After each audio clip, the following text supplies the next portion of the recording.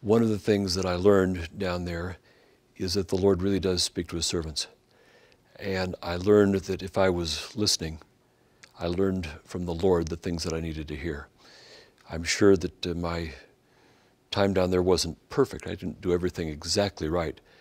But I learned that if I put the problems before the Lord, if I did my homework to try to figure in my own mind what I thought the best options were for addressing a problem, in time the Lord would lead my feelings and my mind toward the right option. I learned to listen to counselors and to listen to other people and to seek wisdom from other people, something that probably didn't come naturally to me, and I don't think comes naturally to many people. But to listen to people, to ask their opinion, to try to get as much counsel, as much insight, as much perspective as possible before doing something, before making a decision. When I listened, things went better than when I hadn't listened to people. And I learned that very carefully. Another thing that I learned is that the Lord loves his children everywhere. He loved those people, and he filled me with a love for them. The people in Argentina, the people in Uruguay, the people in Paraguay, wherever we went, I just felt this intense, wonderful appreciation for them, for their culture, for the way they spoke, for the distinctive Spanish that the Argentines speak, for the way that they treat their children, for the way the husbands show their affection for their wives and vice versa. All of those things were wonderful learnings for me. I'd share one more experience that I think helps maybe put a little framework on that.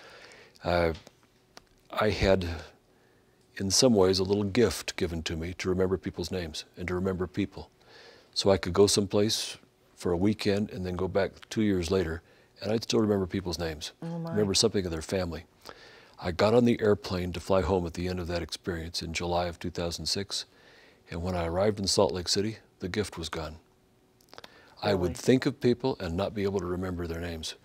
I could picture them, remember something about them, but I'd lost something. And I learned in a major way with that experience that that it's the Lord who grants us the capacity to do the things that we do. This job is way too big for me, always has been and always will be. With his help, I'm able to get closer to doing the things that he'd want me to do.